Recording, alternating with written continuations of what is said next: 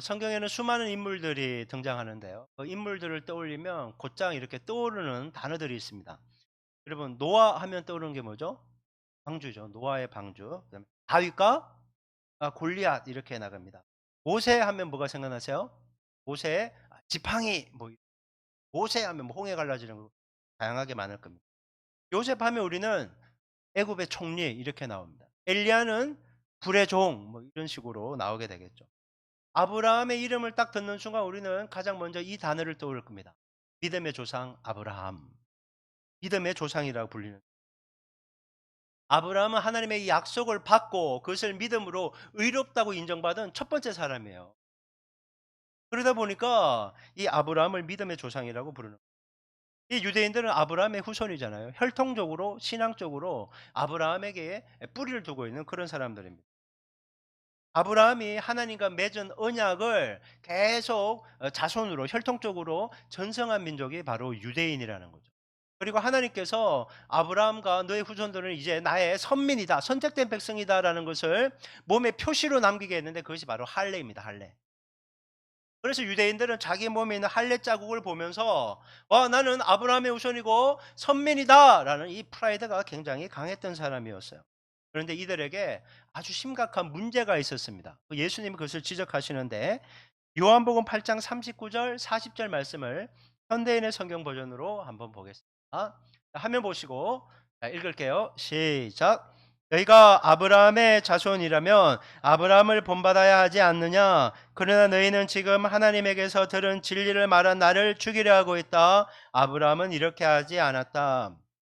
우리 속담에 그에 비해 그 자식이다 이런 말 있잖아요. 이 자식을 낳았는데 이 유전자 때문인지 자식이 부모가 하는 좋은 점 나쁜 점을 그냥 고스란히 하는 모습을 보면서 아이고 어떻게 이런 건 안 닮았으면 좋겠는데 왜 이런 걸 닮냐 그럴 때가 곧잘 있곤 합니다. 여러분 아브라함은 하나님을 향해서 절대 믿음, 절대 순종으로 정말 잘 섬겼잖아요. 그러면 유대인들도 아브라함의 자손이니까 아브라함처럼 하나님의 말씀에 절대 믿음, 절대 순종으로 따라와야만 했습니다. 근데 그렇지 않았다는 거죠. 특별히 하나님께서 이 모든 사람을 구원하시기 위해서 메시아 예수 그리스도를 보냈으면 아브라함 같으면 믿음으로 받아들였고 예수님의 말씀에 순종하며 따라갔을 건데 아니 그에 비해 그 자식이 돼야 되는데 유대인들은 그렇게 하지 않았다는 거예요. 유대인들은 예수님을 믿지 않았죠. 순종하지 않고 불순종했습니다. 거부했습니다. 십자가에 못 박게 만드는 그런 장본인이 된 것이에요. 그래서 예수님이 지적하는 거예요. 아브라함 같으면 그렇게 하지 않았을 건데 너희들은 아브라함처럼 행동하지 않으니까 너무나 기가 막히다. 예수님이 그렇게 말씀하시는 겁니다.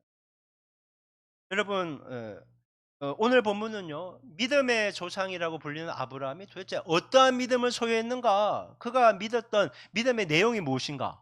그리고 믿음은 반드시 증명돼야 되거든요. 내가 믿음이 있는지 어떻게 알겠어요? 그것이 어떠한 모습으로 증명되는지를 우리에게 소개해 주고 있습니다. 오늘 본문 우리가 잘 배워서 믿음을 정확한 믿음을 소유하고 여러분 믿음을 여러분 삶 속에서 증명해 낼 수 있기를 그래서 주님께 인정받는 믿음 되기를 주님의 이름으로 축원합니다. 이 믿음이 소중한 거예요. 목사가 집사님 같으면 믿음 좋다. 막 다른 사람들이 당신 같으면 믿음 좋은 거 아니냐. 여러분 좋습니다. 하지만 우리의 진짜 믿음이 있는지 없는지는요. 하나님이 평가하시는 거예요. 하나님이 믿음의 조상이라고 불릴 만큼 아브라함의 믿음을 인정해 줬으니까 우리가 그 믿음을 보고 배울 수 있어야 하겠습니다. 자, 그렇다면 아브라함은 도대체 무엇을 믿었는지 믿음의 내용 두 가지를 먼저 살펴보겠습니다. 첫째, 아브라함은 하나님이 능력의 주라는 사실을 믿었어요. 능력의 주. 한번 따라해 볼까요? 능력의 주. 능력의 주. 자, 오늘 본문 17절부터 19절 말씀을 볼게요. 17, 18, 19. 시작.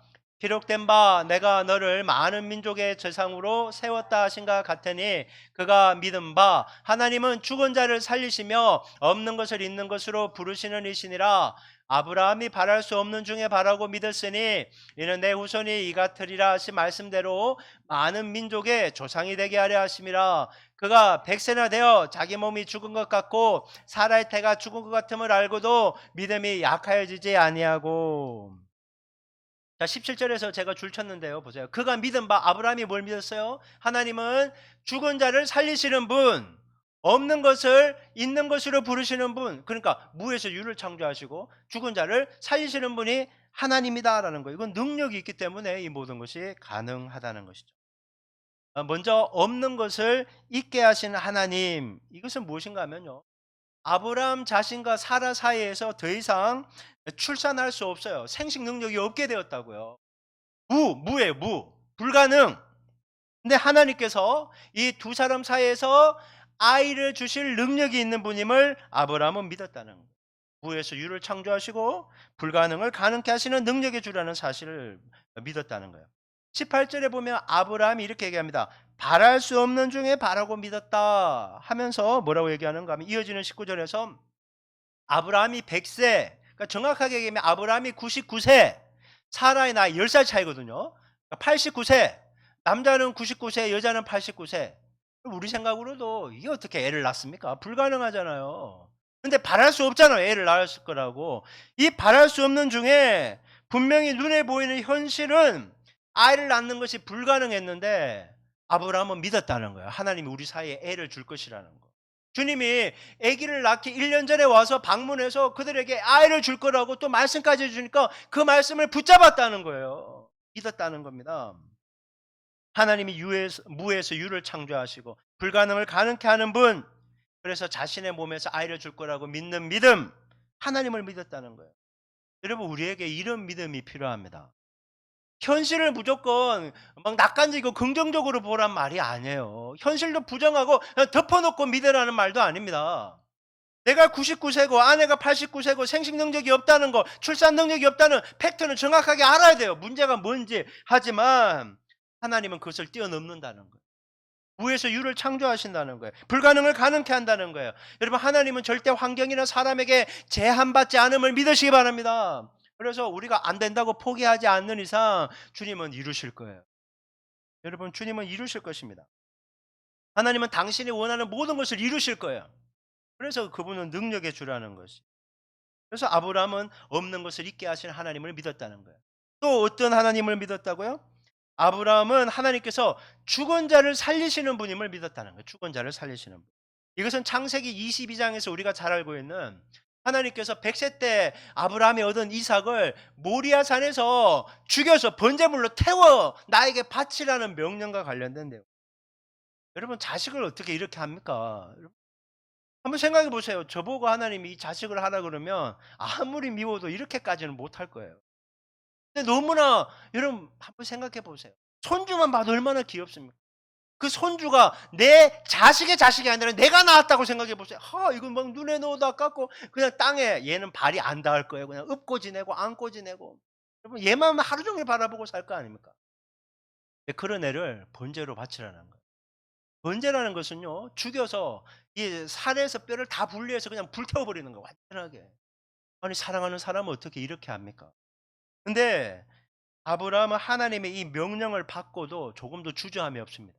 왜냐하면 하나님이 아브라함과 사라 사이에 태어난 이삭을 통해서 하늘의 별처럼 바다의 모래알처럼 많은 자식을 준다고 약속하셨거든요. 근데 만약 이 아들을 번제로 죽인다면, 지금 아들은요 10대 후반 청소년이에요. 결혼도 안 했어요. 아이도 없어요. 이 애가 죽으면 하나님께서 이전에 말씀하신 약속은 깨어져 버리는 것으로밖에 보이지 않는다는 거예요. 그러면 이해할 수 있는 게 뭡니까? 이 아이는 죽지 않는다는 거예요. 죽어도 다시 살아난다는 겁니다. 아브라함이 그 사실을 믿었기 때문에, 죽은 자를 살리시는 분임을 믿었기 때문에 조금의 주저함도 없이, 여러분, 기쁜 마음으로 이 모든 걸 순종하는 것을 보게 되는 거예요. 그는 즉시 기쁘게 온전히 순종하고 있습니다. 사랑하는 여러분, 하나님은 죽은 자를 살리시고 없는 것을 있게 하시는 분임을 믿으시기 바랍니다. 이게 중요합니다. 이 하나님은 우리가 알고 믿고 의지해야 돼요. 여러분, 우리가 능력의 주만을 붙잡으면요 죽지 않고 살아나게 될 줄 믿으시기 바랍니다. 살다 보면요 정말 미치고 환장하고 죽고 싶은 일이 어디 한두 개예요. 애만 잘못돼 보세요. 차라리 내가 죽지 애는 살려달라고 이런 기도 나올 겁니다. 하나님, 이거 잘못되면 우리 죽습니다. 우리 집안 죽습니다. 우리 회사 죽습니다. 이런 일 얼마나 많겠어요. 근데 여러분, 우리가 여러분 죽은 자를 살리신 하나님을 붙들면 죽지 않고 살아남을 믿으시기 바랍니다. 여러분 살아나는 은혜가 있는 거예요. 하나님을 믿는 의인은 7번 넘어져도 8번 다시 일어날 수 있도록 주님이 새 힘과 능력을 주시는 생명의 주임을 믿으시기 바랍니다. 그래서 우리가 이 하나님을 믿어야 되는 거예요. 지금 없어요. 너는 뭘 믿고 그렇게 당당하게 얘기하냐? 예, 지금은 없어요. 하지만 여러분 하나님의 때가 되면 채워주게 될 줄 믿습니다. 왜? 없는 것을 있게 하시니까. 주여 이 자리에도 사람이 가득 채워지게 될 줄 믿습니다. 여러분, 지침이 없는 거예요. 왜? 주님이 하실 일을 기대하니까요. 하나님 나는 이 자리를 지키겠습니다. 주님만을 바라봅니다. 없는 것을 있게 하신 하나님.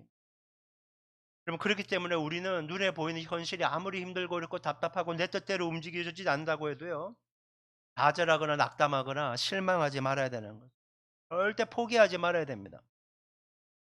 낙심이 뭐예요? 마음이 떨어진다는 거예요. 마음이 딱 붙어 있어야 되는데 마음이 강하게 마음이 떨어지게 하는 것이 현실의 문제라는 거예요. 그러니까 여러분 끝까지 주님을 믿고 의지하여 하나님의 행하는 기적을 경험하는 우리 모두 되기를 주님의 이름으로 축원합니다. 하나님 살아서 역사하시잖아요. 능력해 주시잖아요. 죽은 자를 살리시고 없는 것을 잊게 하시는 분이에요. 여러분 이런 하나님을 믿는데 여러분 강하고 담대할지어다. 여러분 소망을 가질지어다. 기뻐하고 즐거워할지어다. 여러분 주님은 우리에게 이 모든 것을 반드시 행해 주실 것입니다. 그렇게 능력의 주님을 믿고 승리하는 우리 모두 되기를 주님의 이름으로 축원합니다. 자, 그렇다면 아브라함이 믿은 것은 무엇일까요? 첫 번째는 죽은 자를 살리고 없는 것을 잊게 하시는 능력의 주라는 걸 믿어야 된다고 했죠. 두 번째는 아브라함은 하나님의 약속의 말씀을 믿었어요. 여러분 믿음의 내용은요. 말씀이어야 되는 거예요.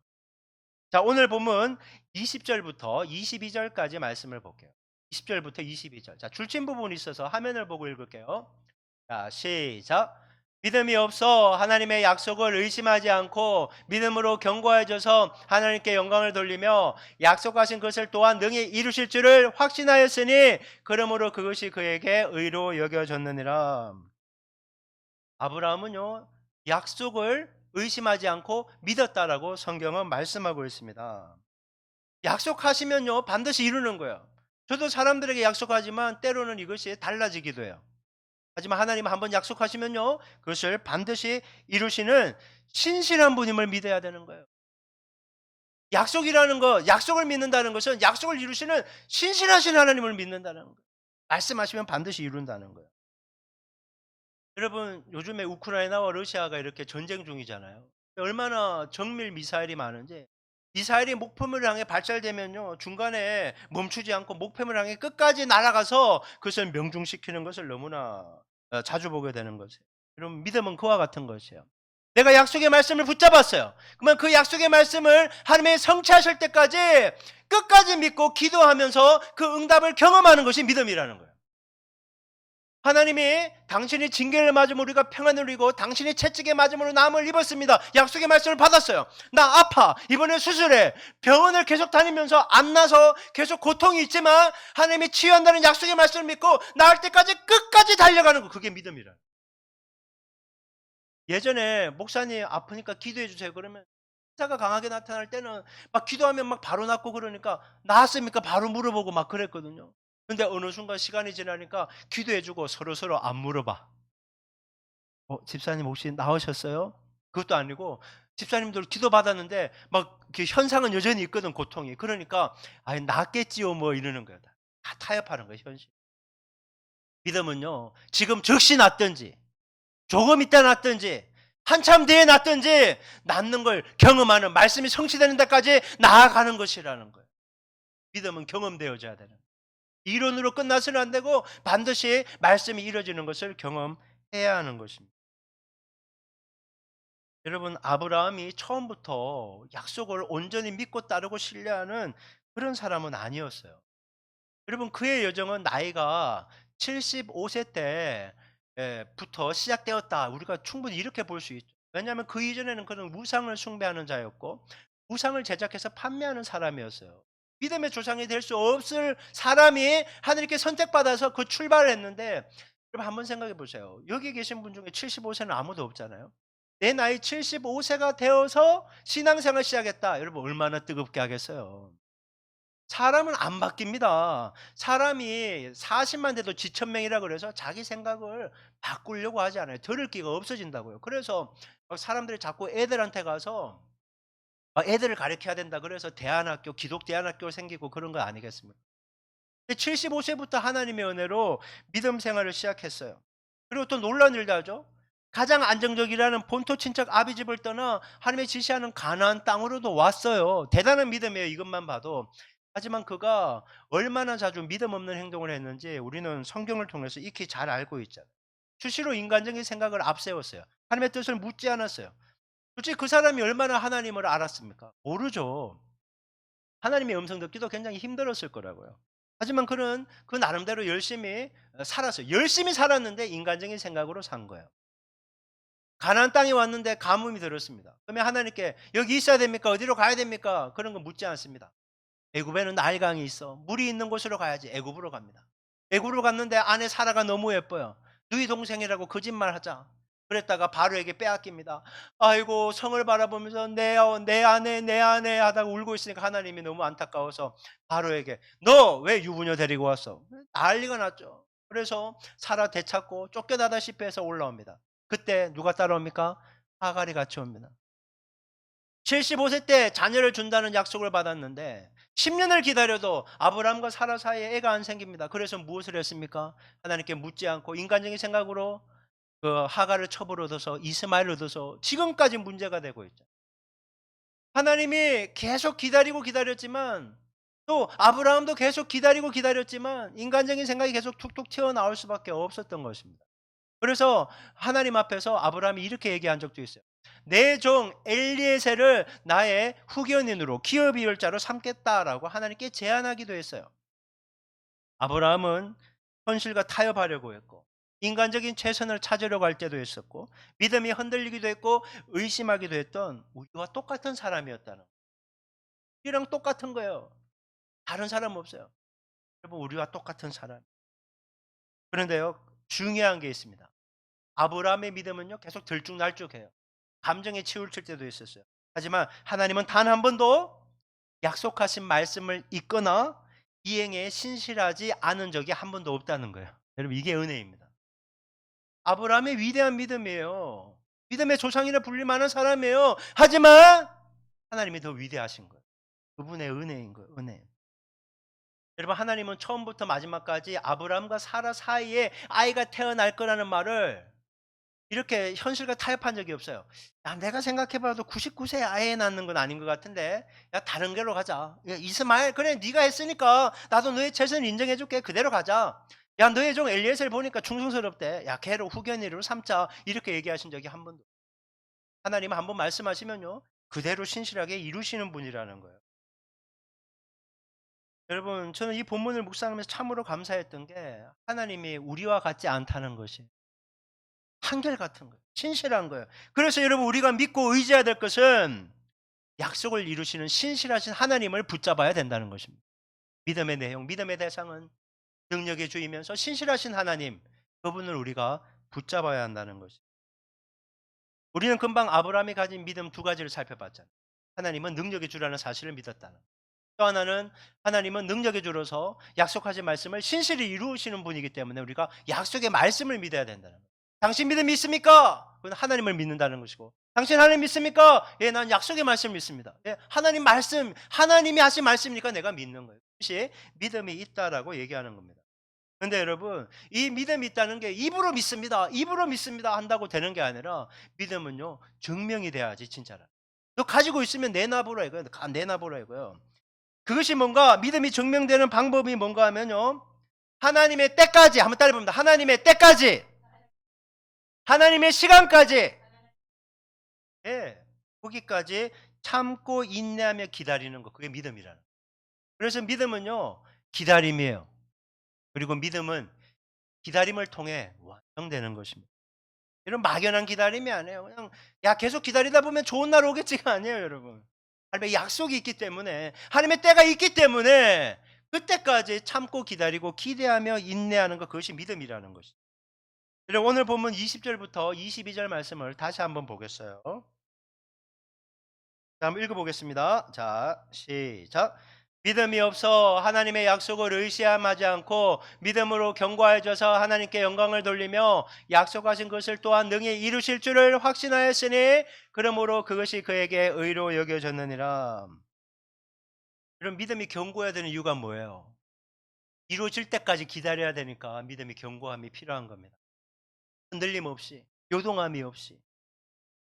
여러분, 하나님의 약속의 말씀 붙잡고 하나님의 때까지 참고 기다리고 인내하는 것, 그것이 진짜 믿음이라는 거예요. 그게 하나님께 영광이 되고 하나님이 기뻐 받으시는 것이라고 말씀하는 겁니다. 여러분, 이것을 반대로 말하면 무엇일까요? 내가 하나님의 때까지 기다리지 못한다는 것은 약속을 신뢰하지 못한다는 의미죠. 하나님을 온전히 믿고 따르지 못한다는 겁니다. 내가 하나님의 약속을 믿지 못하고 온전히 신뢰하지 못한다면 그것이 어떻게 하나님께 영광이 되고 하나님의 기쁨이 될 수 있겠습니까? 우리가 하나님을 온전히 믿고 따르고 신뢰함으로 그분의 때까지 기다리는 것이 하나님께 영광이요 기쁨이 된다는 거 기억해야 되는 것이죠. 여러분, 우리가 아브라함 인생 전체에 대해서 성경을 통해 알고 있습니다. 75세 때 부름을 받고 가나안 땅으로 내려갔다가 힘든 일을 당했고 85세 때 아기를 얻고 99세 때 하나님의 방문을 받았고 또 약속의 자손 이삭을 낳고 이런 과정을 모두 다 알고 있어요. 다 알고 보니까 10년 더 기다려야 되는데 이스마엘 낳은 거 막 비판하는 거다. 가나안 땅 내려간 거 막 지적하는 거야. 믿음 없는 인간적인 결정들, 행동들에 대해서 자꾸 비판을 하는 거예요. 여러분, 하지만 우리가 아브라함의 입장이 된다면 아브라함이 되는 거예요. 진짜 아무것도 모른 채. 그렇다면 그 불확실한 상황 속에서 우리가 흔들림 없는 믿음을 소유할 수 있을까요? 뭐 10년을 기다려야 될지 20년을 기다려야 될지 기다려도 안 될지 누가 알겠어요. 그럼 그러니까 다른 사람의 믿음에 대해서는요, 우리가 쉽게 얘기해서는 안 되는 거예요. 쉽게 얘기할 수 없는. 여러분, 믿음은요 기다림입니다. 기다림.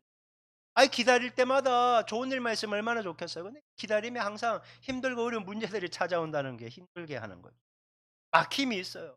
불확실해요. 그러다 보니까 두려워요. 그냥 마냥 이렇게 기다려도 되는 것인가? 그런 생각을 왜 안 하겠습니까? 하지만 그러한 모든 것을요, 주님 바라보면서 참고 견디고 인내하며 기다리는 거, 그게 믿음이라는. 주님이 그 과정 속에서 우리의 믿음을 더 견고하게 하려고 다루시는 거예요. 여러분, 훌륭한 선장은 여러분 배가 정박되어 있는 부두에서 만들어지는 것이 아니라 험한 폭풍우 속에서 만들어진다는 그 속담처럼 믿음은요, 기다림 속에 하나님의 때까지 기다림 속에 문제 가운데 우리가 성장하고 성숙한다는 걸 기억할 수 있어야 되는 거예요. 그래서 힘든 일이 있을 때 원망하고 불평하지 말자고요. 주님이 다 하시고 함께 하시고 우리를 세워 주실 것이다. 여러분, 이 믿음 가지고 나아갈 수 있어야 되는 것입니다. 북이스라엘의 아하방 시대는요, 북이스라엘의 온천지 우상 숭배와 음행으로 타락했을 때입니다. 그러다 보니까 하나님이 너무 화가 나셔서 3년 반 동안 하늘 문을 닫고 비를 내리지 않습니다. 비가 안 내리니까 가뭄이 극심해져서 마실 물도 없고 막 농작물은 막 흉년이 들고 막 초토화가 되는 그런 시기였습니다. 그런 징계의 시간이 끝나고 하나님께서 이제 비를 내려 주겠다라고 엘리야 선지자에게 말씀하십니다. 엘리야 선지자는 그 말씀을 믿고 무릎 사이에 얼굴을 넣고 처절하게 하나님께 간절하게 기도하기 시작합니다. 여러분, 열왕기상 18장 42절부터 44절까지 말씀을 보겠습니다. 열왕기상 18장 42절에 44절 읽어볼게요. 시작. 엘리야가 갈멜산 꼭대기로 올라가서 땅에 꿇어 엎드려 그의 얼굴을 무릎 사이에 넣고 그의 사안에게 이르되 올라가 바다 쪽을 바라보라. 그가 올라가 바라보고 말하되 아무것도 없나이다. 이르되 7번까지 다시 가라. 7번째 이르러서는 그가 말하되 바다에서 사람의 손만한 작은 구름이 일어나나이다. 이르되 올라가 아합에게 말하기를 비에 막히지 아니하도록 마차를 갖추고 내려가소서 하라 하니라. 엘리야 선지자가 하나님께 약속의 말씀을 받았잖아요. 비가 온다 말씀 받았어요. 가만히 있는 게 아니라 기도하기 시작합니다. 간절하게 기도하면서 기도가 딱 끝나고 나서 사안에게 얘기하는 거예요. 바다 쪽 바라봐. 이 갈멜산이거든요. 갈멜산 저쪽에 보면 지중해가 보이는 거예요. 바다 쪽 바라봐. 뭐가 보이나 확인하게 했어요. 사안이 가서 보고 얘기합니다. 아무것도 안 보입니다. 그 얘기를 듣고 다시 엘리야 선지자는 기도하기 시작합니다. 그것이 무려 6번 반복됩니다. 간절하게 기도, 확인, 변화 없음. 근데 엘리야는요, 포기하지 않고 끝까지 기도합니다. 왜? 약속의 말씀을 받았잖아요. 약속의 말씀이 이루어질 것을 믿었기 때문에 그는 6번째 포기하지 않고 7번까지 기도하게 됩니다. 여러분 6번이나 기도하고 확인해도 변화가 없으면 우리는 이렇게 생각하기 쉬울 거예요. 내가 하나님의 음성을 잘못 들었나 보다. 비 아닌데 잘못된 걸 듣고 내가 비 오기를 바라다 보니까 내 생각을 하나님의 음성으로 잘못되었나 보다. 이렇게 생각할 거예요. 아니면 나는 분명히 하나님의 음성을 들었어요. 그런데 이렇게 6번이나 기도했는데 왜 하나님 빨리 응답 안 해줍니까? 하나님의 때가 아니라 6번이라는 내가 애썼다는 그것에 집중하게 될 거예요. 그렇지 않습니까? 불안해할 거예요. 믿음이 흔들리게 될 거예요. 빨리 비 안 내려주신 하나님을 원망하고 불평하게 될 거예요. 근데 엘리야는요 끝까지 기도합니다. 끝까지. 그리고 마지막 7번째 기도하고 나서 하긴 했더니 바다에서 손바닥바닥 먹구름이 생기는 거 보고 이제 됐다! 하나님의 때가 찼구나! 기도를 멈추고 야 빨리 아방에 가서 마차 타고 빨리 갈멜 산에서 내려가라 그래. 비 많이 오면 마차 바퀴 빠져갖고 진흙탕 돼서 못 지나가니까 빨리 가라 그래. 이 명령을 하고 있는 거예요. 여러분 우리가 기도 응답을 잘 못 받습니다. 그렇잖아요. 왜 그런지 아세요? 6번째 기도를 멈췄기 때문에. 6번째. 나름대로 열심히 기도를 합니다. 애써서 기도합니다. 막 1000번제라고 하면서 하나님께 예물까지 드리고 금식 기도도 하고 작정 기도도 하는데 응답 못 받는 이유는 6번째 멈추기. 내가 정한 6번째 아니면. 일주일 작정 기도합니다. 하나님 하루에 2시간 기도합니다. 40일 특별 새벽 기도합니다. 3시간 임계점 기도합니다. 내가 다 정한 거예요. 여러분 하나님이 정하신 때까지 기도해야 되는 겁니다. 내 생각을 내려놓고 약속 말씀 붙잡고 그것이 믿음이라는 거예요. 저는 이 믿음은 기다림을 통해 완성된다는 걸 묵상하면서요. 이 기다림이라는 것은 신호 대기를 기다리고 차 안에서 기다리는 운전자와 같다 이런 생각을 하게 됐어요. 내 신호 붉은 신호 딱 받고 기다리는 거예요. 빨리 가야 되는데 늦었는데 막 조급해도요. 빨간 신호가 있는 동안은 기다려야 돼요. 나 빨리 가고 싶은데 저쪽 차선의 사람들은 자기 차선 받고 막 가요. 그거 보고 너무 속상해고 그냥 기다려야 됩니다. 하지만 때가 되면 초록 신호 받고 출발하는 때가 온다는 거예요. 다른 사람 응답받았다는 감정 좋아요. 나는 왜 안 되나? 원망하고 불평하고 조급해할 필요 없어요. 나에게도 7번째라는 때가 반드시 온다는 거예요. 그러니까 포기하지 말고 하나님 믿고 약속의 말씀 주장하면서 기도함으로 응답받는 은혜가 있기를 주님의 이름으로 축원합니다. 믿음은 기다림을 통해 완성된다. 여러분 믿었으면요 절대로 낙심하거나 뒤로 물러가거나 포기하지 마십시오. 하나님이 함께 하십니다. 그분 믿으십시오. 능력의 주님이십니다. 신실하신 주님이십니다. 말씀하신 걸 이루시는 분입니다. 때를 정하시고 기다리시는 겁니다. 그때까지는 포기하지 말고 달려가야 됩니다. 시편 40편 1절에 보면요. 시편 기자가 이런 말씀을 해요. 한번 읽어볼까요? 시편 40편 1절. 개역개정 현대인의 성경 다 볼게요. 시작. 내가 여호와를 기다리고 기다렸더니 귀를 기울이사 나의 부르짖음을 들으셨도다. 자 현대인의 성경도 볼게요. 시작. 내가 여호와의 도움을 끈기 있게 기다렸더니 그가 귀를 기울이시고 나의 부르짖음을 들으셨다. 그럼 믿음이라는 것이요. 기다리고 끈기 있게 기다리고. 아들을 결혼시켜 놓고 신혼여행 갔다 왔는데 아기 기다리는 부모 있습니까? 우리가 그렇다니까요. 기다려야 됩니다. 기다리고 끈기 있게 참고 기다리는 거 그게 믿음이라는. 믿음은 기다림을 통해 완성된다. 영국의 신학자이자 찬송가 작사가인 찰스 웨슬리가 이렇게 말했어요. 인간적으로는 도저히 바랄 수 없는 중에 바라면서 필사적으로 나는 믿는다. 여러분 쉽지 않습니다. 믿음이라는 게. 필사적으로 믿는 거예요. 목숨 걸고 믿는 거예요. 애절하게 간절하게 믿는 거예요. 여러분. 이 정도가 아니라 이거 붙잡고 사는 거예요. 붙잡고 사는. 믿음, 강력한 믿음은 약속들을 본다는 거. 환경을 보는 것이 아니라 연약한 내 자신 보는 게 아니라 믿음으로 약속들을 본다는 거. 하나님의 약속 이루어준다. 돌파해 준다. 공급해 준다. 해결해 준다. 너에게 복을 준다. 약속들을 본다. 그리고 그것만을 의지하고 붙잡는다. 불가능을 일수에 붙이고 다 도말해버리고 부르짖어 기도한다는 것입니다. 그리고 외칩니다. 그것은 이루어질 것이라고. 여러분, 여러분에게 하신 하나님의 약속이 수많은 약속들이 이 속에 있습니다. 여러분, 이 약속의 말씀을 붙잡고 하나님의 때까지 기도하면 응답받는 은혜가 있을 줄 믿으시기 바랍니다. 이 간증을 할 수 있는 사람이 돼야 돼요. 내가 기다렸더니 열렸습니다. 치유가 일어났습니다. 진압과 진리의 문이 열렸습니다. 필요들이 공급되었습니다. 털어졌던 깨었던 관계들이 회복되었습니다. 문제가 돌파되었습니다. 죽은 영혼이 살아나게 되었습니다. 구원의 간증을 하는 놀라운 일이 일어났습니다. 약속의 말씀 붙잡고 기도하면 기적이 일어나게 되는 것입니다. 이루어질지어다.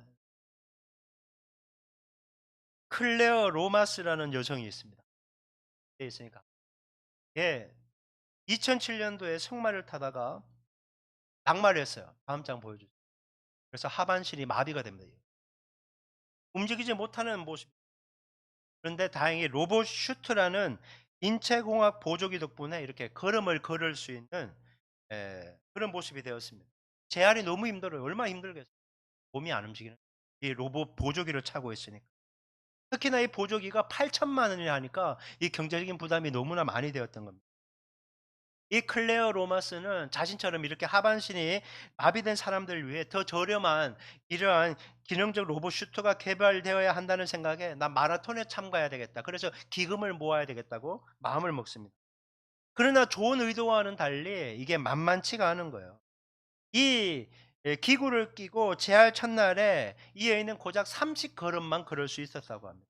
근데 기금 모금을 위해 참가하려고 한 마라톤 일정까지는 3달밖에 남지 않은 거예요. 첫날에 30걸음밖에 못 걸었는데 3달 뒤에 풀 코스 마라톤을 가야 되는 겁니다. 그러나 이 클레의 남편과 딸은 엄마의 꿈이 지치지 않도록 계속 지지를 해줍니다. 응원하고 도왔습니다. 그래서 결국 다음 사진 보여주세요.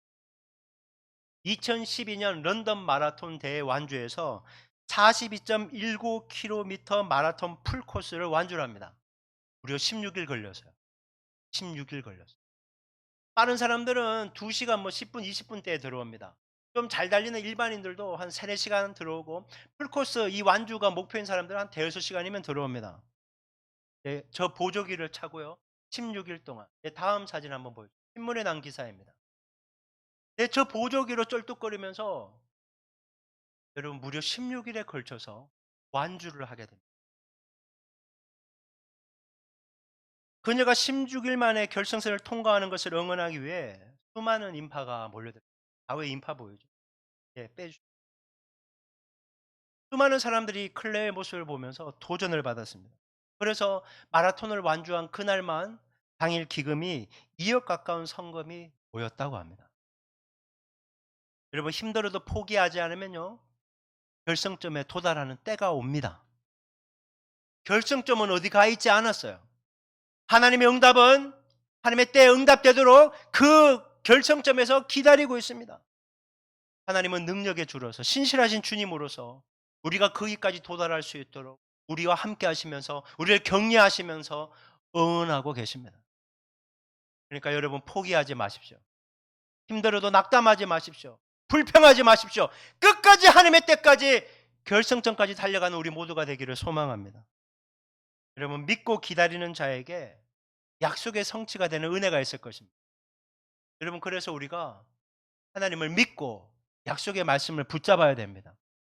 약속의 말씀을 붙잡아야 되니까 말씀을 읽어야 될 거 아닙니까? 오늘 말씀을 들어야 될 거 아닙니까? 그래서 믿음의 사람은요, 말씀의 사람이고 하나님의 사람이고 기다림을 통해 믿음을 완성하는 사람인 것입니다.